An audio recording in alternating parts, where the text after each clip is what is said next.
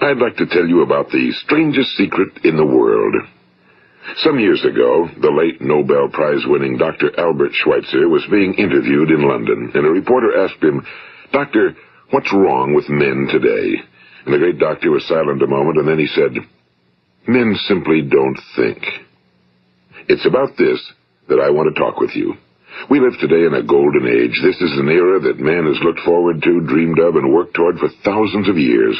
But since it's here, we pretty well take it for granted. We in America are particularly fortunate to live in the richest land that ever existed on the face of the earth, a land of abundant opportunity for everyone. But do you know what happens?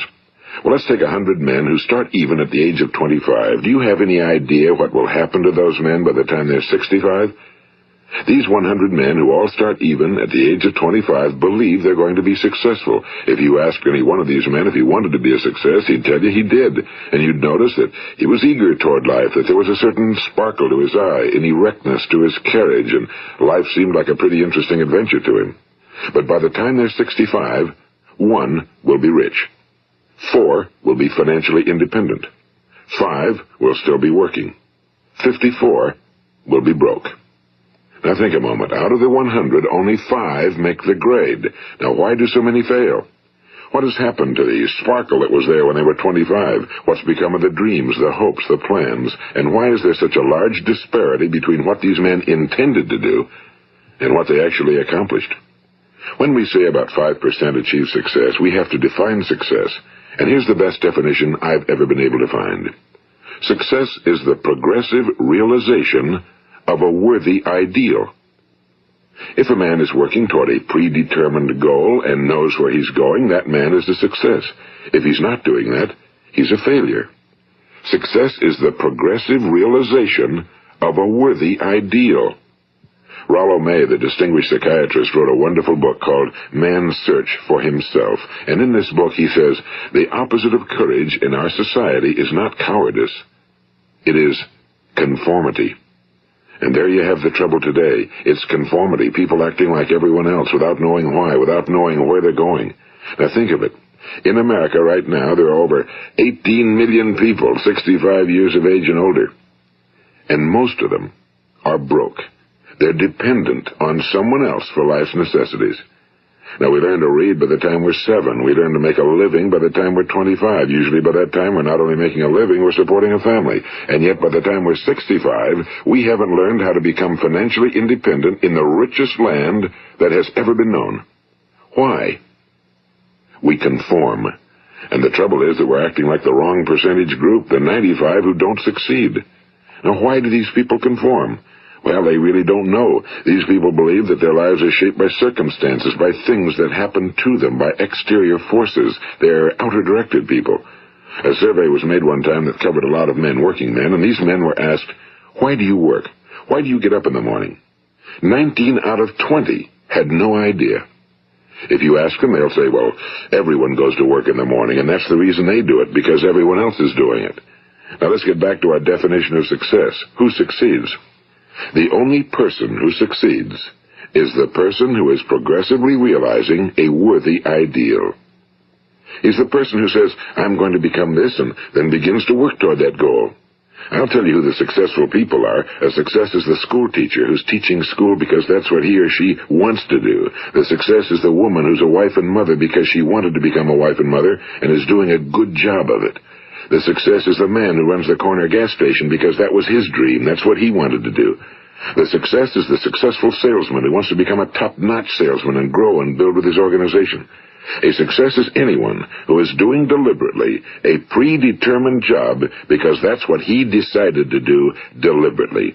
But only 1 out of 20 does that. That's why today there isn't really any competition unless we make it for ourselves. Instead of competing, all we have to do is create. You know, for 20 years, I looked for the key which would determine what would happen to a human being. Was there a key I wanted to know which would make the future a promise that we could foretell to a large extent? Was there a key that would guarantee a person's becoming successful if he only knew about it and knew how to use it? Well, there is such a key, and I've found it. Have you ever wondered why so many men work so hard and honestly without ever achieving anything in particular, and others don't seem to work hard and yet seem to get everything? They seem to have the magic touch. You've heard them say that about someone. Everything he touches turns to gold. And have you ever noticed that a man who becomes successful tends to continue to become successful? And on the other hand, have you noticed how a man who's a failure tends to continue to fail? Well, it's because of goals. Some of us have goals, some don't. People with goals succeed because they know where they're going. It's that simple. Think of a ship leaving a harbor, and think of it with the complete voyage mapped out and planned. The captain and crew know exactly where it's going and how long it'll take. It has a definite goal. Now, 9,999 times out of 10,000, it will get to where it started out to get. Now, let's take another ship, just like the first, only let's not put a crew on it or a captain at the helm. Let's give it no aiming point, no goal, no destination. We just start the engines and let it go. I think you'll agree with me that if it gets out of the harbor at all, it will either sink or wind up on some deserted beach, a derelict. It can't go anyplace because it has no destination and no guidance, and it's the same with a human being. Take the salesman, for example. There's no other person in the world today with the future of a good salesman. Selling is the world's highest-paid profession, if we're good at it and if we know where we're going. Every company needs top-notch salesmen, and they reward those men. The sky's the limit for them. But how many can you find? Someone once said the human race is fixed, not to prevent the strong from winning, but to prevent the weak from losing. The American economy today can be likened to a convoy in time of war. The entire economy is slowed down to protect its weakest link, just as the convoy had to go at the speed that would permit its slowest vessel to remain in formation. That's why it's so easy to make a living today. It takes no particular brains or talent to make a living and support a family today. So we have a plateau of so-called security, if that's what a person's looking for. But we do have to decide how high above this plateau we want to aim. Now let's get back to the strangest secret in the world, the story that I wanted to tell you today. Why do men with goals succeed in life and men without them fail? Well, let me tell you something which, if you really understand it, will alter your life immediately. If you understand completely what I'm going to tell you from this moment on, your life will never be the same again. You will suddenly find that good luck just seems to be attracted to you. The things you want just seem to fall in line, and from now on you won't have the problems, the worries, the gnawing lump of anxiety that perhaps you've experienced before. Doubt, fear, well, they'll be things of the past. Here's the key to success and the key to failure. We become what we think about. Now let me say that again. We become what we think about. Throughout all history, the great wise men and teachers, philosophers and prophets have disagreed with one another on many different things. It's only on this one point that they are in complete and unanimous agreement. Listen to what Marcus Aurelius, the great Roman emperor, said. A man's life is what his thoughts make of it. Disraeli said this. Everything comes if a man will only wait. I've brought myself by long meditation to the conviction that a human being with a settled purpose must accomplish it, and that nothing can resist a will that will stake even existence for its fulfillment. Ralph Waldo Emerson said this, a man is what he thinks about all day long. William James said, the greatest discovery of my generation is that human beings can alter their lives by altering their attitudes of mind. And he also said, we need only in cold blood act as if the thing in question were real, and it will become infallibly real by growing into such a connection with our life that it will become real. It will become so knit with habit and emotion that our interest in it will be those which characterize belief. And he also said, if you only care enough for a result, you will almost certainly attain it. If you wish to be rich, you will be rich. If you wish to be learned, you will be learned. If you wish to be good, you will be good. Only you must then really wish these things, and wish them exclusively, and not wish at the same time 100 other incompatible things just as strongly.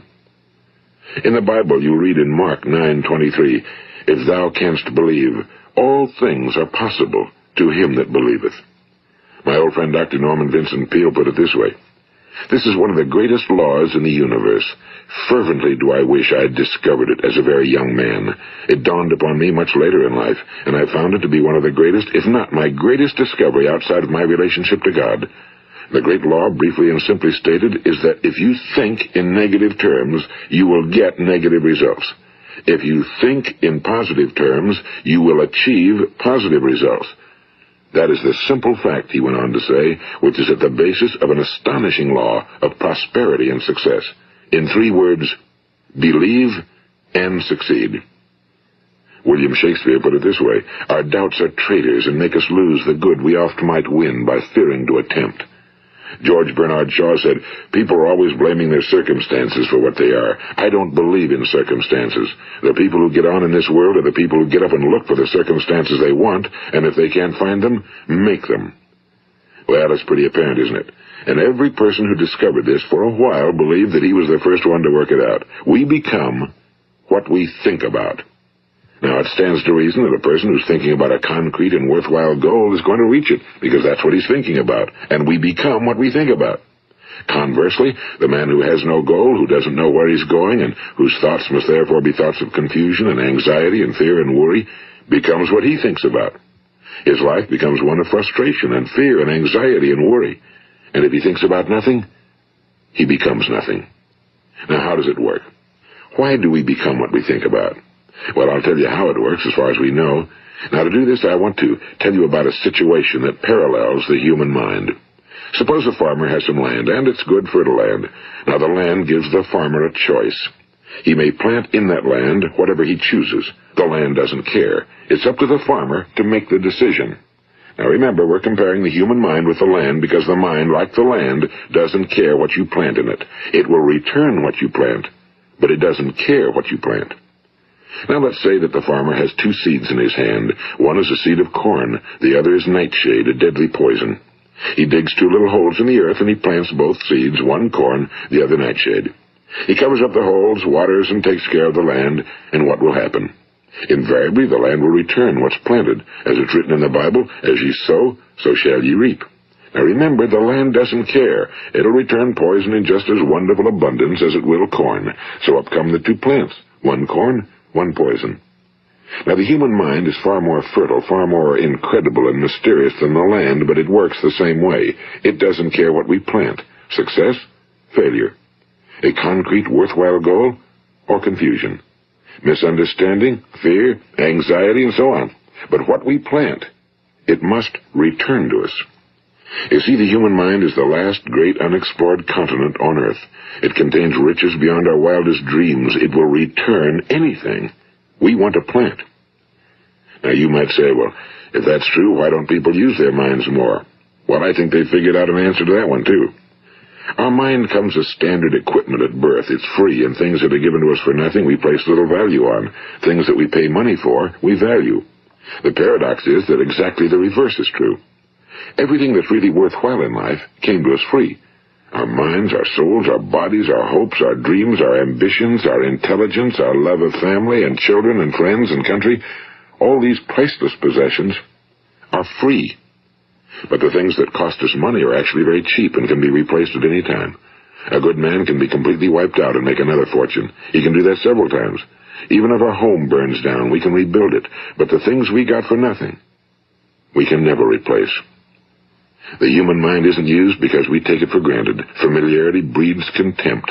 It can do any kind of job we assign to it, but generally speaking, we use it for little jobs instead of big, important ones. Universities have proved that most of us are operating on about 10% or less of our abilities. So decide now, what is it you want? Plant your goal in your mind. It's the most important decision you'll ever make in your entire life. What is it you want? Do you want to be an outstanding salesman?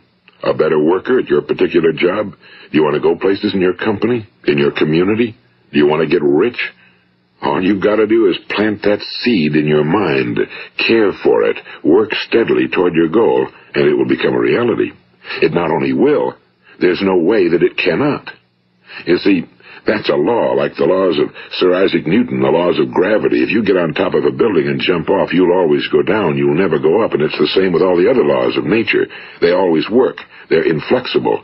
Think about your goal in a relaxed, positive way. Picture yourself in your mind's eye as having already achieved this goal.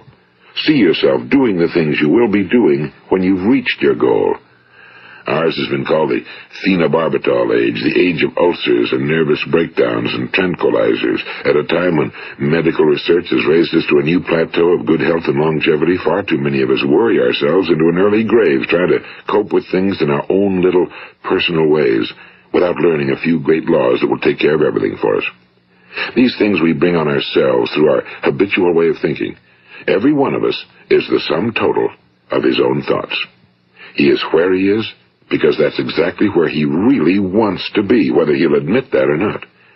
Each of us must live off the fruit of his thoughts in the future, because what you think today and tomorrow, next month and next year, will mold your life and determine your future.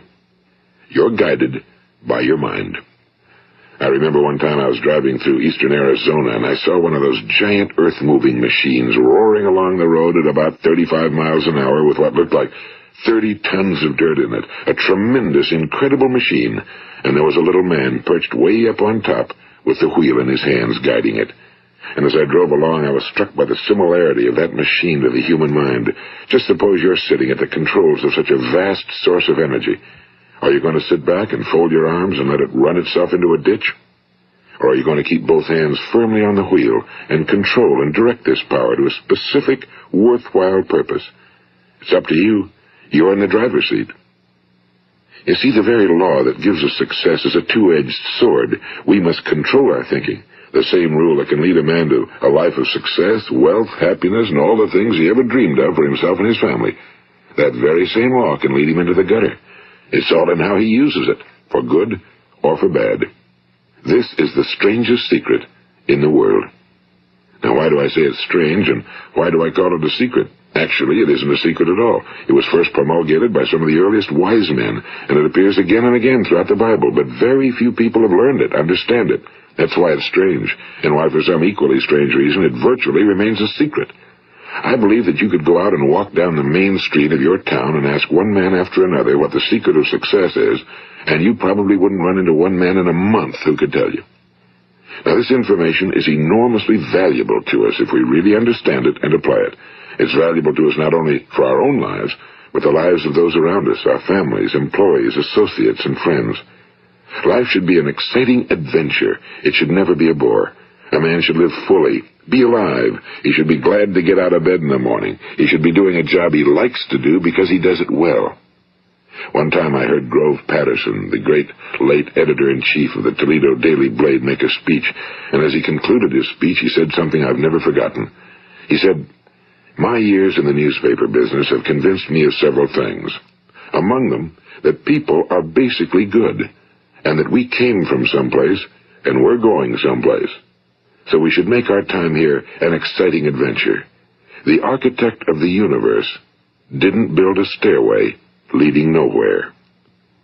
And the greatest teacher of all, the carpenter from the plains of Galilee, gave us the secret time and time again. As ye believe, so shall it be done unto you. I've explained the strangest secret in the world and how it works. Now, on this side, I want to explain how you can prove to yourself the enormous returns possible in your own life by putting this secret to a practical test. I want you to make a test that will last 30 days. It isn't going to be easy, but if you'll give it a good try, it will completely change your life for the better. Now, back in the 17th century, Sir Isaac Newton, the English mathematician and natural philosopher, gave us some natural laws of physics which apply as much to human beings as they do to the movement of bodies in the universe. And one of these laws is that for every action, there is an equal and opposite reaction. Simply stated, as it applies to you and me, it means we can achieve nothing without paying the price. The results of your 30-day experiment will be in direct proportion to the effort you put forth. To be a doctor, you must pay the price of long years of difficult study. To be successful in selling, and remember that each of us succeeds to the extent of his ability to sell. Selling our families on our ideas, selling education in schools, selling our children on the advantages of living the good and honest life, selling our associates and employees on the importance of being exceptional people. To, of course, the profession of selling itself. But to be successful in selling our way to the good life, we must be willing to pay the price. Now, what is that price? Well, it's many things. First, it's understanding emotionally, as well as intellectually, that we literally become what we think about, that we must control our thoughts if we're to control our lives. It's understanding fully that as ye sow, so shall ye reap. Second, it's cutting away all fetters from the mind and permitting it to soar as it was divinely designed to do. It's the realization that your limitations are self-imposed and that the opportunities for you today are enormous beyond belief. It's rising above narrow-minded pettiness and prejudice. And third, it's using all your courage to force yourself to think positively on your own problem, to set a definite and clearly defined goal for yourself, to let your marvelous mind think about your goal from all possible angles, to let your imagination speculate freely upon many different possible solutions, to refuse to believe that there are any circumstances sufficiently strong to defeat you in the accomplishment of your purpose, to act promptly and decisively when your course is clear, and to keep constantly aware of the fact that you are, at this moment, standing in the middle of your own acres of diamonds, as Russell Conwell used to point out. And fourth, save at least 10% of every dollar you earn. It's also remembering that no matter what your present job, it has enormous possibilities, if you're willing to pay the price. Now let's just go over the important points in the price each of us must pay to achieve the wonderful life that can be ours. It is, of course, worth any price. 1. You will become what you think about. 2. Remember the word imagination and let your mind begin to soar. 3. Courage. Concentrate on your goal every day. 4. Save 10% of what you earn. And 5. Action. Ideas are worthless unless we act on them. Now, I'll try to outline the 30-day test I want you to make. Keep in mind that you have nothing to lose by making this test and everything you could possibly want to gain. There are 2 things that may be said of everyone. Each of us wants something, and each of us is afraid of something. I want you to write on a card what it is you want more than anything else. It may be more money. Perhaps you'd like to double your income or make a specific amount of money. It may be a beautiful home. It may be success at your job. It may be a particular position in life. It could be a more harmonious family. Each of us wants something. Now write down on your card specifically what it is you want. Make sure it's a single goal and clearly defined. You needn't show it to anyone, but carry it with you so that you can look at it several times a day. Think about it in a cheerful, relaxed, positive way each morning when you get up, and immediately you have something to work for, something to get out of bed for, something to live for. Look at it every chance you get during the day and just before going to bed at night. And as you look at it, remember that you must become what you think about, and since you're thinking about your goal, you realize that soon it will be yours. In fact, it's yours really the moment you write it down and begin to think about it. Look at the abundance all around you as you go about your daily business. You have as much right to this abundance as any other living creature. It's yours for the asking. Now we come to the difficult part. Difficult because it means the formation of what is probably a brand new habit, and new habits are not easily formed. Once formed, however, it will follow you for the rest of your life. Stop thinking about what it is you fear. Each time a fearful or negative thought comes into your consciousness, replace it with a mental picture of your positive and worthwhile goal. And there will come times when you'll feel like giving up. It's easier for a human being to think negatively than positively. That's why only 5% are successful. You must begin now to place yourself in that group. For 30 days, you must take control of your mind. It will think about only what you permit it to think about. Each day for this 30-day test, do more than you have to do.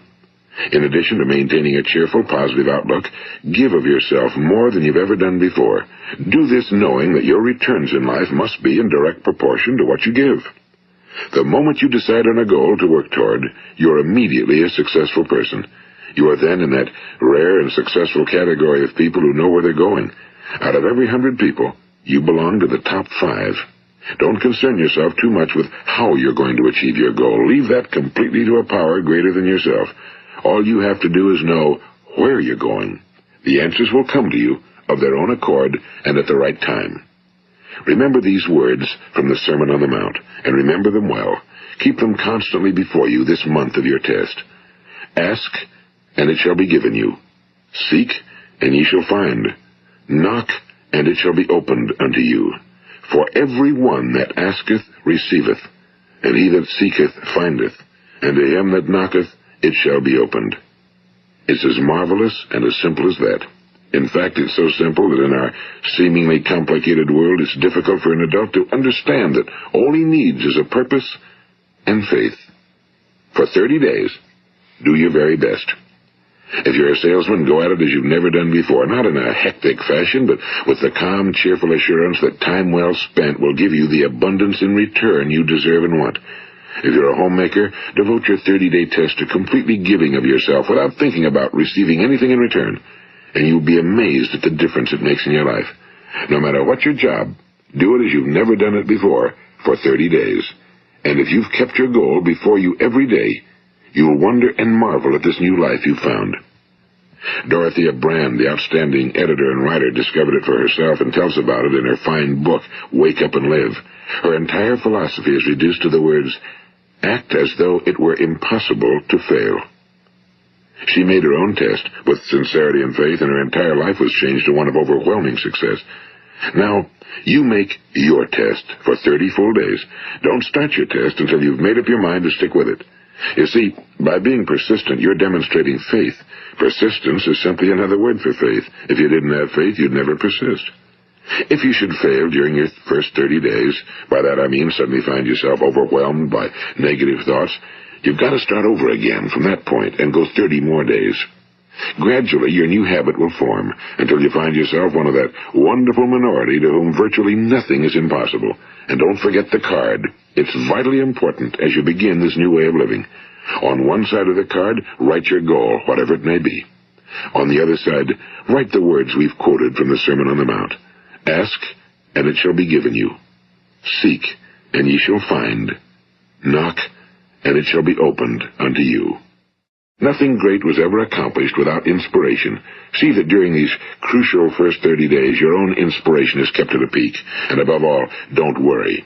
Worry brings fear, and fear is crippling. The only thing that can cause you to worry during your test is trying to do it all yourself. Know that all you have to do is hold your goal before you. Everything else will take care of itself. Remember also to keep calm and cheerful. Don't let petty things annoy you and get you off course. Now, since making this test is difficult, some will say, why should I bother? Well, look at the alternative. No one wants to be a failure. No one really wants to be a mediocre individual. No one wants a life constantly filled with worry and fear and frustration. Therefore, remember that you must reap that which you sow. If you sow negative thoughts, your life will be filled with negative things. If you sow positive thoughts, your life will be cheerful, successful, and positive. Now, gradually, you will have a tendency to forget what you've heard on this recording. Play it often. Keep reminding yourself of what you must do to form this new habit. Gather your whole family around at regular intervals and listen to what's been said here. You know, most men will tell you that they want to make money without understanding the law. The only people who make money work in a mint. The rest of us must earn money. This is what causes those who keep looking for something for nothing or a free ride to fail in life. The only way to earn money is by providing people with services or products which are needed and useful. We exchange our time and our product or service for the other man's money. Therefore, the law is that our financial return will be in direct proportion to our service. Now, success is not the result of making money. Making money is the result of success, and success is in direct proportion to our service. Most people have this law backwards. They believe that you're successful if you earn a lot of money. The truth is that you can only earn money after you're successful. It's like the story of the man who sat in front of the stove and said to it, "Give me heat, and then I'll add the wood." How many men and women do you know, or do you suppose there are today, who take the same attitude toward life? There are millions. We've got to put the fuel in before we can expect heat. Likewise, we've got to be of service first before we can expect money. Don't concern yourself with the money. Be of service. Build, work, dream, create. Do this, and you'll find there's no limit to the prosperity and abundance that will come to you. Prosperity, you know, is founded upon a law of mutual exchange. Any person who contributes to prosperity must prosper in turn himself. Sometimes the return will not come from those you serve, but it must come to you from someplace, because that's the law. For every action, there is an equal and opposite reaction. As you go daily through your 30-day test period, remember that your success will always be measured by the quality and quantity of service you render, and money is a yardstick for measuring this service. No man can get rich himself unless he enriches others. Now, there are no exceptions to a law. You can drive down any street in America and from your car estimate the service that's being rendered by the people living on that street. Had you ever thought of this yardstick before? It's interesting. Some, like ministers and priests and other devoted people, measure their returns in the realm of the spiritual, but again, their returns are equal to their service. Once this law is fully understood, any thinking person can tell his own fortune. If he wants more, he must be of more service to those from whom he receives his return. If he wants less, he has only to reduce his service. This is the price you must pay for what you want. If you believe you can enrich yourself by deluding others, you can end only by deluding yourself. It may take some time, but just as surely as you breathe, you'll get back what you put out. Don't ever make the mistake of thinking you can avert this. It's impossible. The prisons and the streets where the lonely walk are filled with people who tried to make new laws just for themselves.